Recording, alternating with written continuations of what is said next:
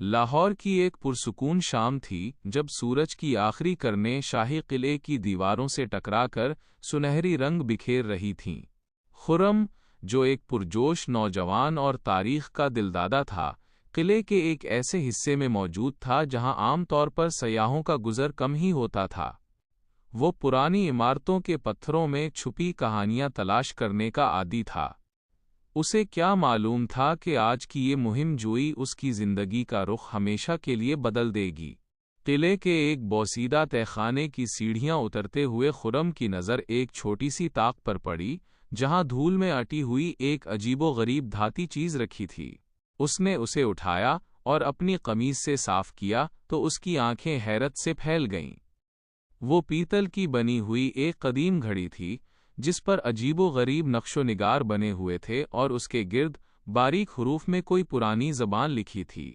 خرم نے تجسس کے مارے اس کے پیچ کو گھمایا اور سوئیاں ایک خاص ترتیب پر لا کر سیٹ کیں۔ جیسے ہی گھڑی کی سوئیاں بارہ کے ہندسے پر ملیں، ایک زوردار جھٹکا لگا۔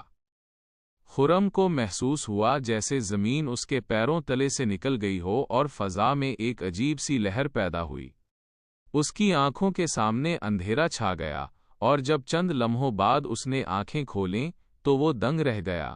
وہ ابھی بھی قلعے میں ہی تھا، لیکن یہ وہ قلعہ نہیں تھا جسے وہ جانتا تھا۔ دیواریں نئی اور چمکدار تھیں، ہوا میں مشعلوں کے جلنے کی بو اور عطر کی خوشبو بسی ہوئی تھی۔ سپاہی ریشمی لباس پہنے پہرا دے رہے تھے اور دور کہیں سے ستار کی مدھم آواز آ رہی تھی۔ خرم سمجھ گیا کہ وہ ماضی کے کسی دور میں پہنچ چکا ہے۔ وہ حیرانی سے ادھر ادھر دیکھ رہا تھا کہ اچانک اس کی نظر ایک برآمدے میں کھڑی لڑکی پر پڑی۔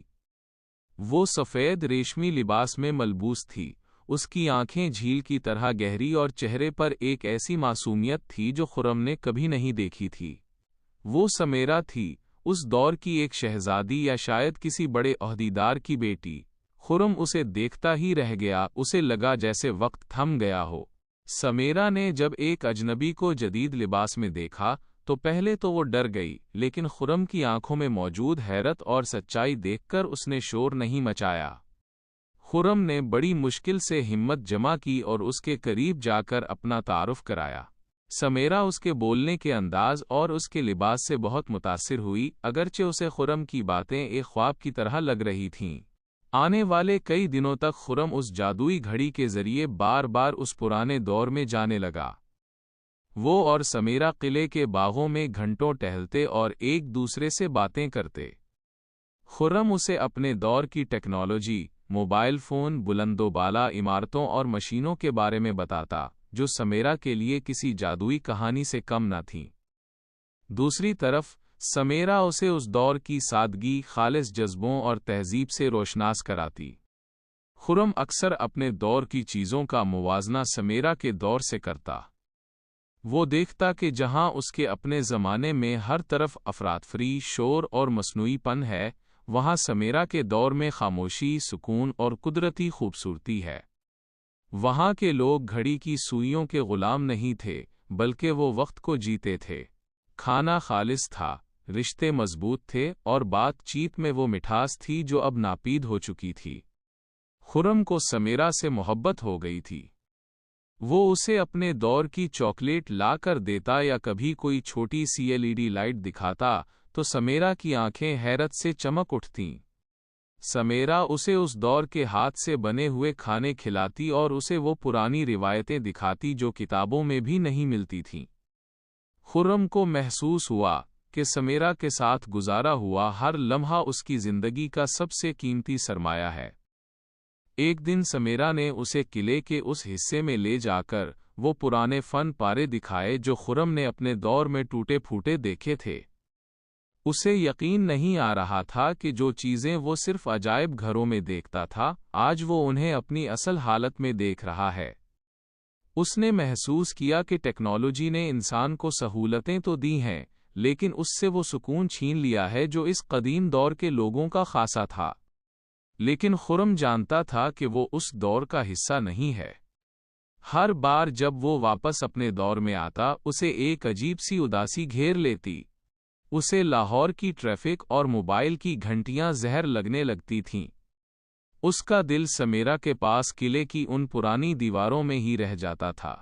ایک شام جب سورج غروب ہو رہا تھا، سمیرا نے خرم کا ہاتھ پکڑ کر کہا، تمہاری دنیا بہت بڑی ہے خرم، لیکن کیا وہاں بھی لوگ ایسے ہی ایک دوسرے کا انتظار کرتے ہیں جیسے میں تمہارا کرتی ہوں؟ خرم کے پاس کوئی جواب نہیں تھا۔ اسے احساس ہوا کہ وہ دو مختلف زمانوں کے مسافر ہیں جنہیں صرف ایک پرانی گھڑی نے جوڑ رکھا ہے۔ خرم نے فیصلہ کیا کہ وہ اس راز کو کسی کو نہیں بتائے گا۔ وہ اکثر اس پرانے تہخانے میں جاتا، گھڑی سیٹ کرتا اور سمیرا کے پاس پہنچ جاتا۔ اس کے لیے وہ پرانا دور اب زیادہ اپنا ہو چکا تھا۔ اس نے سیکھ لیا تھا کہ محبت اور انسانیت کسی خاص دور کی محتاج نہیں ہوتی۔ خرم اور سمیرا کی یہ داستان اب بھی ان پرانی دیواروں میں کہیں محفوظ ہے، جہاں وقت آج بھی تھما ہوا محسوس ہوتا ہے، اور جہاں ایک عاشق اپنے گزرے ہوئے کل میں اپنی زندگی تلاش کرتا ہے۔ خرم کی زندگی اب دو حصوں میں بٹ چکی تھی۔ دن بھر وہ اپنے ورکشاپ میں کام کرتا، لیکن جیسے ہی شام ڈھلتی، وہ اس قدیم گھڑی کو سنبھال کر قلعے کی طرف نکل پڑتا۔ سمیرا کے ساتھ گزارے ہوئے لمحات اسے یہ باور کراتے کہ اصل خوبصورتی سادگی میں چھپی ہے۔ وہ سمیرا کو اپنے دور کی تصاویر دکھانے کی کوشش کرتا، لیکن اسے احساس ہوتا کہ اس دور کے حسن کو بیان کرنے کے لیے الفاظ کافی نہیں ہیں۔ آخر کار خرم نے یہ سمجھ لیا کہ چاہے دور کوئی بھی ہو، انسان کی بنیادی ضرورت محبت اور سکون ہی ہے۔ وہ پرانے دور کی انمول یادیں اپنے سینے میں قید کیے آج بھی اس گھڑی کی حفاظت کرتا ہے، یہ جانتے ہوئے کہ سمیرا آج بھی اسی جگہ اس کا انتظار کر رہی ہوگی جہاں وقت کی لہریں اسے پہلی بار لے گئی۔ خرم اور سمیرا کی ملاقاتیں اگرچہ پرسکون تھیں، لیکن تقدیر کے پاس ان کے لیے کچھ اور ہی منصوبے تھے۔ ایک شام جب خرم قلعے کے شاہی باغ میں سمیرا کے ساتھ بیٹھا، مستقبل کے خواب بن رہا تھا، اچانک سمیرا کے والد، جو کہ قلعے کے ایک سخت گیر اور بااثر نواب تھے، اپنے مسلح سپاہیوں کے ساتھ وہاں آ پہنچے۔ انہوں نے خرم کے عجیب لباس اور اس کی موجودگی کو اپنی شان میں گستاخی سمجھا۔ سپاہیوں نے خرم کو پکڑنے کی کوشش کی تو ایک چھین جھپٹی شروع ہو گئی۔ اسی کھینچا تانی میں خرم کی جیب سے وہ جادوئی گھڑی نکل کر گھاس میں کہیں دور جا گری۔ خرم نے اسے اٹھانے کی تگودو کی، لیکن سپاہیوں نے اسے دھکا دے کر زمین پر گرا دیا اور اسے قید خانے کی طرف لے جانے لگے۔ سمیرا روتی رہی، اپنے والد کے پاؤں پڑی، لیکن نواب صاحب نے ایک نہ سنی۔ ان کے نزدیک خرم کوئی جادوگر یا دشمن کا جاسوس تھا جو ان کی بیٹی کو گمراہ کر رہا تھا۔ قید خانے کی تاریک کوٹھڑی میں خرم کا دل ڈوب رہا تھا۔ اسے اپنی جان کی فکر نہیں تھی، اسے فکر تھی تو اس گھڑی کی جو اس کی واپسی کا واحد راستہ تھا، اور اب وہ کہیں گم ہو چکی تھی۔ ادھر سمیرا نے ہمت نہ ہاری۔ اس نے اپنی وفادار کنیز کی مدد سے رات کے اندھیرے میں اس جگہ کی تلاشی لی جہاں جھگڑا ہوا تھا۔ گھنٹوں کی تگودو کے بعد جب چاند کی روشنی ایک جھاڑی کے پاس پڑی تو اسے پیتل کی وہ گھڑی چمکتی ہوئی نظر آ گئی۔ اگلی رات سمیرا نے پہرے داروں کی نظر بچا کر خرم کی کوٹھڑی کا تالا کھولا اور اسے وہ گھڑی تھمائی۔ خرم کی آنکھوں میں امید کی کرن جاگی، لیکن اس نے سمیرا کا ہاتھ پکڑ لیا اور کہا کہ وہ اسے اس ظالم ماحول میں تنہا چھوڑ کر کبھی نہیں جائے گا۔ نواب صاحب نے سمیرا کی شادی کہیں اور طے کر دی تھی، اس لیے ان کے پاس وقت بہت کم تھا۔ خرم اور سمیرا نے خاموشی سے قلعے کی دیوار پھلانگنے کا فیصلہ کیا۔ پیچھے سے سپاہیوں کے گھوڑوں کی ٹاپیں سنائی دے رہی تھیں۔ نواب صاحب کو ان کے بھاگنے کی خبر ہو چکی تھی۔ تیروں کی بوچھاڑ اور تلواروں کی جھنکار کے درمیان خرم سمیرا کو لے کر اسی پرانے تہخانے تک پہنچا جہاں سے وہ پہلی بار آیا تھا۔ سپاہی بالکل سر پر تھے کہ خرم نے گھڑی کی سوئیاں سیٹ کیں۔ ایک زوردار دھماکہ ہوا اور سپاہیوں کے ہاتھ صرف خالی ہوا آئے۔ جب آنکھ کھلی تو وہ دونوں لاہور کے موجودہ دور میں قلعے کے اسی پرانے حصے میں موجود تھے۔ سمیرا کے لیے یہ نئی دنیا ایک معجزے سے کم نہ تھی، جہاں اونچی عمارتیں اور سڑکوں پر دوڑتی گاڑیاں اسے حیران کر رہی تھیں۔ خرم نے سمیرا کو اپنے گھر لایا، جہاں اس نے اپنی محبت کی سچی داستان سنا کر اسے اپنی زندگی کا حصہ بنا لیا۔